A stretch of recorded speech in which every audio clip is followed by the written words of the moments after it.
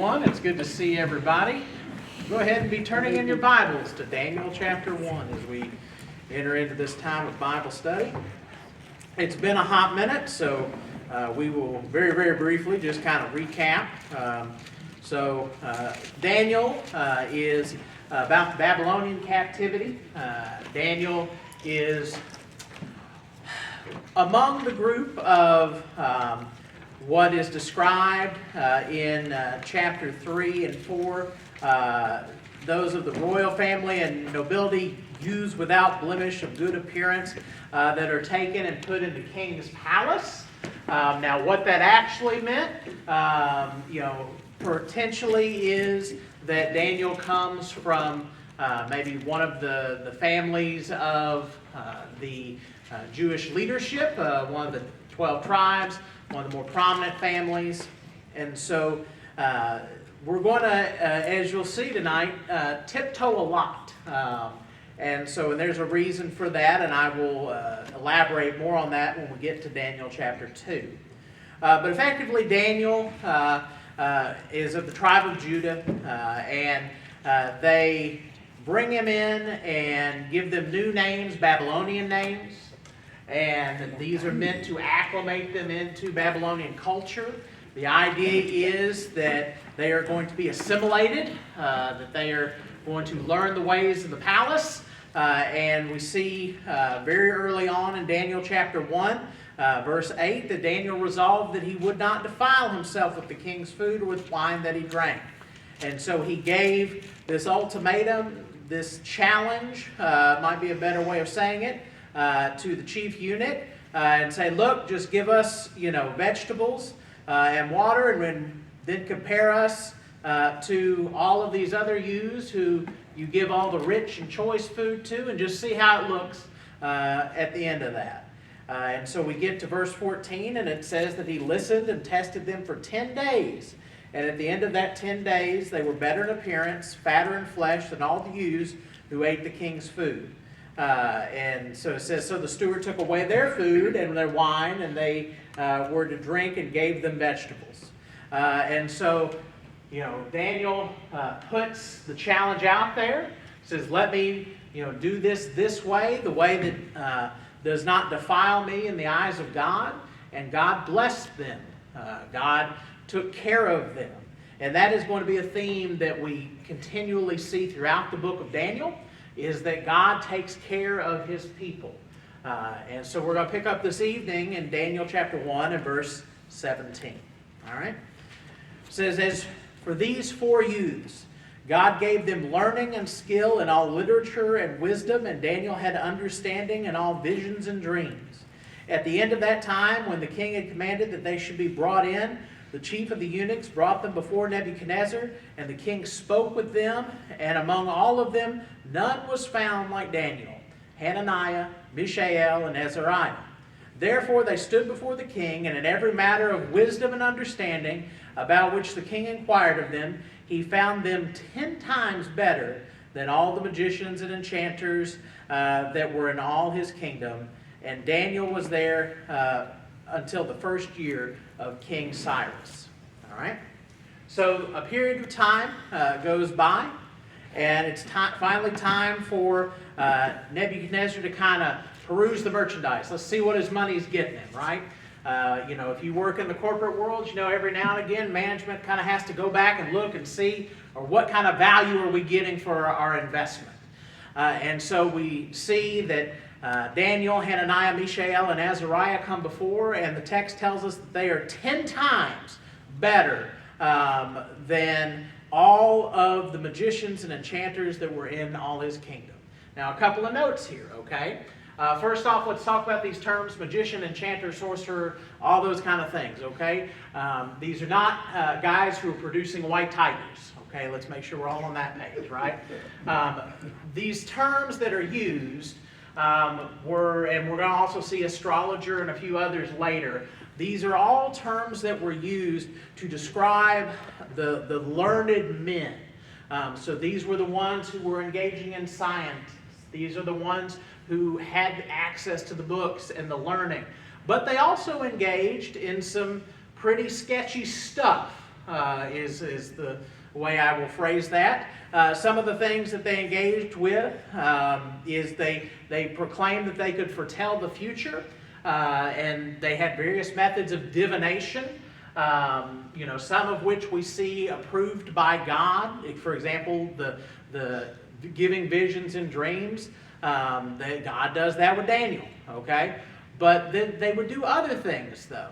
Okay, they would, for example, they would take a goat or a lamb, cut them open, and let the entrails fall out, and then read the entrails. That was a thing. Looking at the liver of an animal to foretell the future. And so there were lots of things that these guys would do that bordered on it didn't border on, it was just quite honestly chicanery, flim-flam. And so there was this blending of science and lies. Which is a very interesting thing. And if you get into the study of this topic, you find out a lot about it. But nevertheless, we see that the text tells us that Daniel and his companions were 10 times better than all the magicians. The idea being that they are an infinite number better than all the other wise men and learned men in the kingdom. And that's an important phrase. It's not just among their peers, it's in the kingdom. Now, I don't know about you, but in most places, I expect the veterans, the people who've been there for a while, to get better at their job with age, right? What you know in the first 6 months and what you know after 15 years is different. You learn things, tips, tricks, ways to get better, right? So you expect the more senior people to have a breadth of knowledge and ability that a new guy won't have.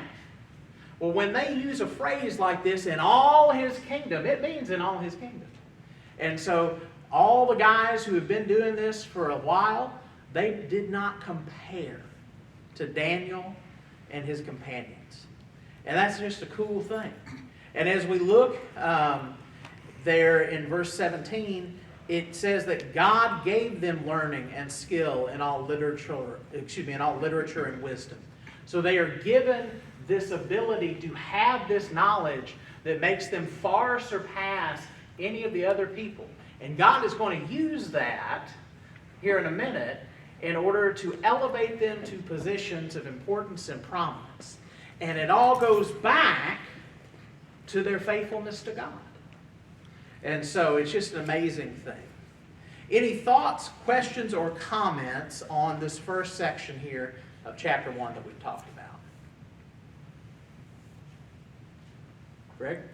Okay, you look like you're bidding on it. Oh, no. I just saying that this first, thinking vegetarian, and they stayed away from things that were hard to digest, and they drank a lot of water. So they did a diet that was fantastic. But Sure. really, part of it is their faithfulness in following what they knew they should eat and shouldn't eat, and staying away from the delicacies of the king's table. That's what brought on God to give them that wisdom and all that power. Absolutely. Yeah. Well, and also the meat that were probably going to be brought before them, it wouldn't have been kosher. It wouldn't have been, according to the Mosaic law, right? And so, if you see, Brussels sprouts, I know it's Brussels sprouts. If I see a pile of meat, I remember back in elementary school, we're going to have mystery meat for lunch today, You just don't know. And so there's that side of it that it's, vegetarian and healthy in that way. And so, but it's also, they were able to keep the Mosaic law in good, there was no question. What did you eat today, Daniel? Well, I had some apples and some, broccoli and, this, that, and the other, and so it was a lot easier that way. So from that standpoint, it was beneficial. Other thoughts or comments? All right, chapter 2. Let me start with some disclaimers. We are now getting into the prophetic parts of Daniel. Didn't take very long. We got a chapter in. What I should say about prophecy is, A, the person who tells you beyond a shadow of a doubt that they know what the prophecy means, unless it is explicitly stated in Scripture, be wary. Okay? I will tell you what I think it means, what I think with good confidence it means, but I will never tell you that I know it beyond a shadow of a doubt. And here is why. Someone who makes a study of prophecy quickly learns that studying prophecy is a lot like doing crossword puzzles. Okay? And so, you go and approach a crossword puzzle, and what is a 4-letter word for a round object? Ball? Okay. But if you get it wrong, 6, 7 words later, you find out it wasn't ball, it was something else, right? And so you run into that issue. And so with a lot of prophecy, if we misinterpret the first key to that prophecy, on down the line, we're going to be skewed. And one of the best ways that you can know that, or you can see that, I should say, is if you just get commentaries on the book of Revelation. And find a commentary from like the 1800s, all right? A commentary from the 1920s, a commentary from the 1950s, a commentary from the 1970s, and then maybe one from the 90s. And what you will see is that who is the beast changes based on what period of history we are in. Now, don't get me wrong, there are some who have stayed consistent throughout, but reading a commentary for a class in Revelation from like the late 40s, early 50s, it's like, and Hitler is the beast. Okay? And then I went to a commentary that was written in the 70s during the Arab Spring, the big war that would happen then. And it's like, well, it's obviously the Muslims are the beast. And I'm like, well, you two people need to talk about this and figure out who's right. And so a lot of things are contingent with how you approach and interpret. And I say that with a caveat because we're going to make some conclusions because we need to. And I will try to tell you where I feel really good about it, and I will tell you where I'm going to be like, ish, here's 2 or 3 options, okay? All right, that is Matt's disclaimer on prophecy. Let's get into chapter 2.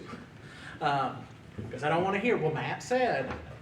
All right, second year, this is verse 1. Second year of the reign of Nebuchadnezzar. Nebuchadnezzar had dreams. His spirit was troubled, and his sleep left him. Then the king commanded that the magicians, the enchanters, the sorcerers, and the Chaldeans be summoned to tell the king his dreams. So they came in and stood before the king, and the king said to them, I had a dream, and my spirit is troubled to know the dream. Then the Chaldeans said to the king in Aramaic, O king, live forever. Tell your servants the dream, and we will show you the interpretation. Then the king answered and said to the Chaldeans, the word from me is firm. If you do not make known to me the dream and its interpretation, you shall be torn limb from limb, and your houses shall be laid in ruins. But if you show the dream and its interpretation, you will receive from me gifts and rewards and great honor. Therefore, show me the dream and its interpretation. All right, let's stop right there. Out of curiosity, does anybody have a version that renders it different than Chaldeans?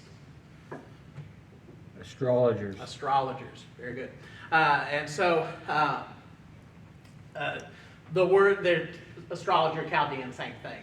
However, the Chaldeans are also a group of people, and we should not confuse the two. All right, because where does Abraham? Is he from? Ur of the Chaldeans, right? Chaldeans. So that is a group of people, and then it is also, in this situation, a group of people, but it is specifically those who look to the stars for supernatural answers. Okay? So here's the setup. All right? This is the second year of the reign of Nebuchadnezzar. He's having trouble sleeping because his spirit is troubled, and he's had a dream. He commands all the people who are supposed to be his advisors and wise men and sages and learned people to come and interpret his dream. Now, here is how this would normally go down. Come before the king. O king, we hear you're troubled. What is the dream? What do you need us to interpret? He says, well, there was a big shiny object, and then there was a bright light, and this, that, and the other. And they say, let us think. Ah, yes, O king. Obviously, you are the bright, shiny object, bringing down radiance upon the people. And they would take whatever he said, right? And then they would just kind of work it into a favorable interpretation. And if they were wrong, they would retcon it after the fact. And so if something catastrophic happened, they would find an excuse for why it happened, and it messed up their interpretation, right? And so if you'll remember back to the story of Balaam and his donkey, right? Balaam is hired, he is a prophet of God, and he is hired to give a favorable interpretation of events to this king, and Balaam keeps going, yeah, I can't do that because you're going to lose, and so I can't, God's going to win. Balaam in that instance is bucking with what was supposed to happen. So Nebuchadnezzar says, no, that's not how we're doing it this time. You tell me the dream, and then tell me what it means. And, I imagine for all of these men who had made their living at the expense of the king and had basically done enough to keep their jobs, they're having a moment.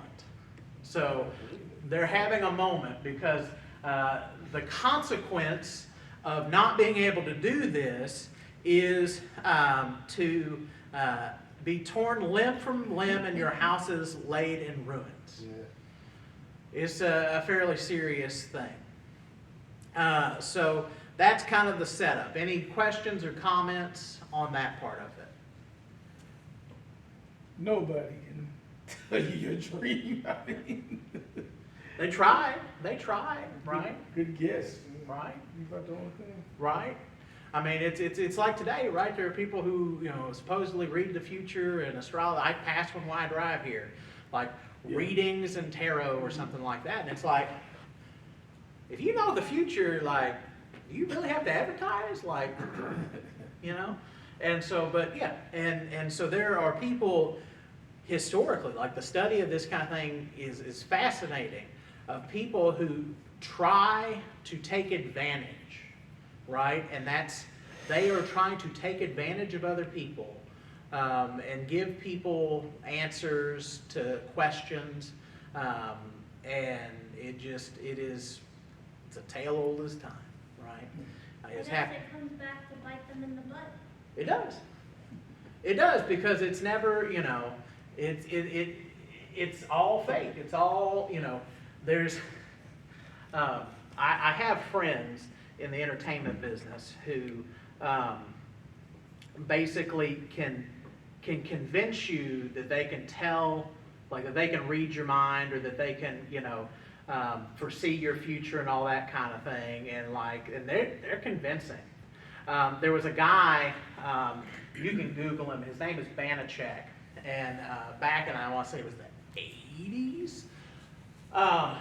He and some other guys, there were these scientists who were trying to find evidence of ESP and all that kind of stuff. And so they said, okay, we're gonna get these guys. So they went in, he went in and was doing all of these tests, and they were able to rig it in such a way that these scientists were fully convinced that they found them. They finally found the people with the ESP and the mind reading ability and all that kind of stuff. And it got to the point where they were about to publish a paper in a scientific journal about it before they finally went in and went, okay, we were like, this is all fake. We were just trying to prove to you this situation. And so, but people back then, they believed in it, and today they still believe in it. But what the king does is he puts in front of them a seemingly impossible task. And I say seemingly because it's not an impossible task. It's a task only God can take care of. There you go. So let's continue reading in verse 6. But if you show the dream and its interpretation, you will receive gifts and rewards and great honor. Therefore, show me the dream and its interpretation.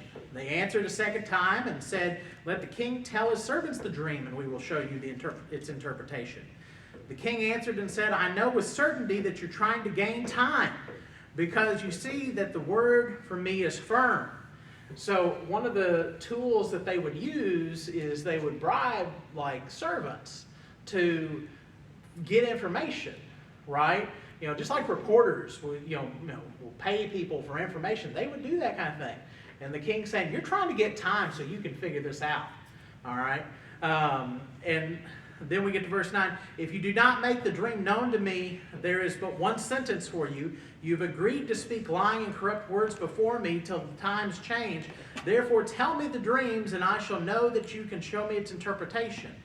And the Chaldeans answered the king and said, there is not a man on earth who can meet the king's demand.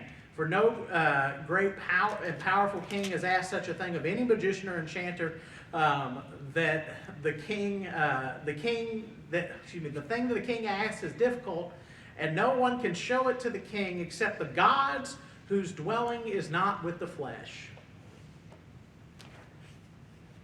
I love that they just set it up on a platter, right?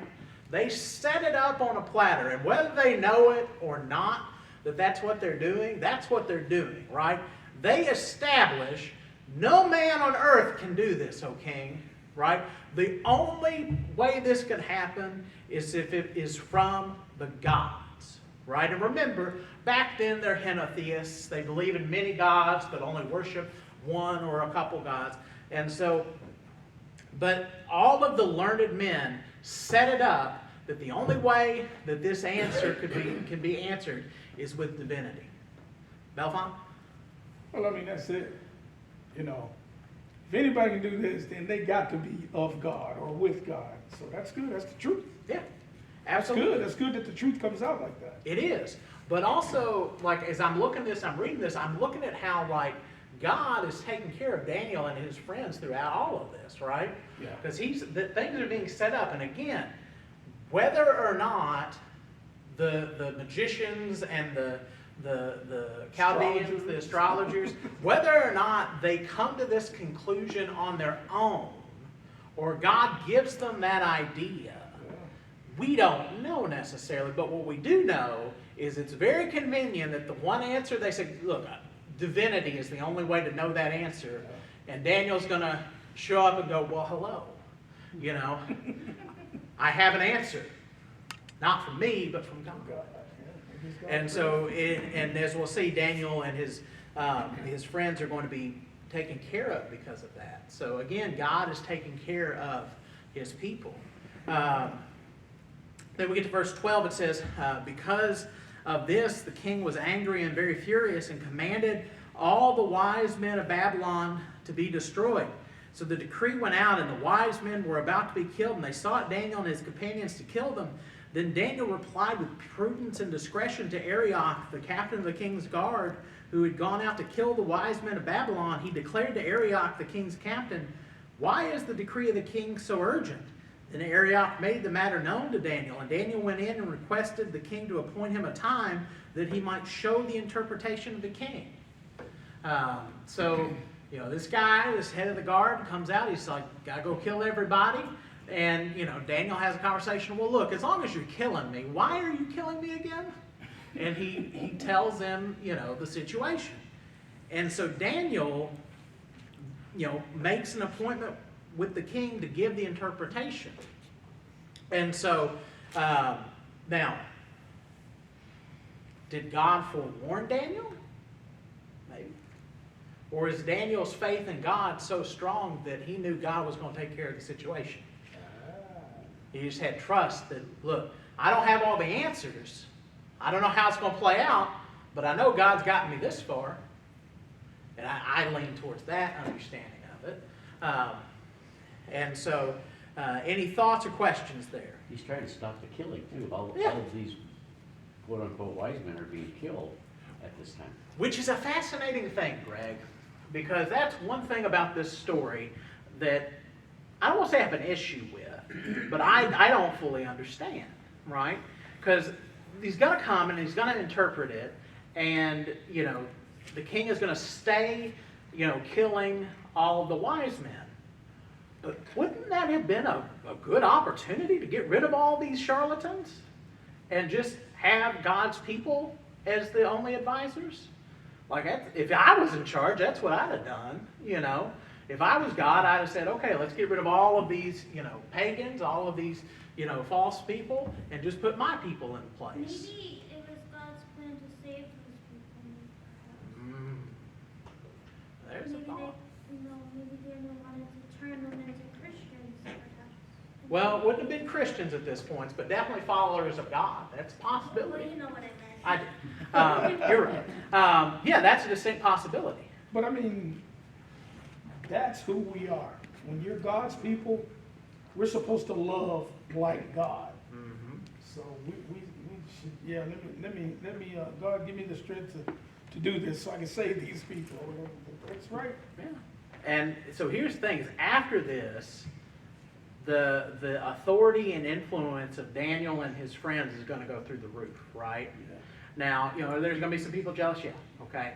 But like, if I'm broken down and Greg comes by and he sees me broken down and he stops and he helps me out of a bad situation, man, you think I'm not going to appreciate Greg and all he's done?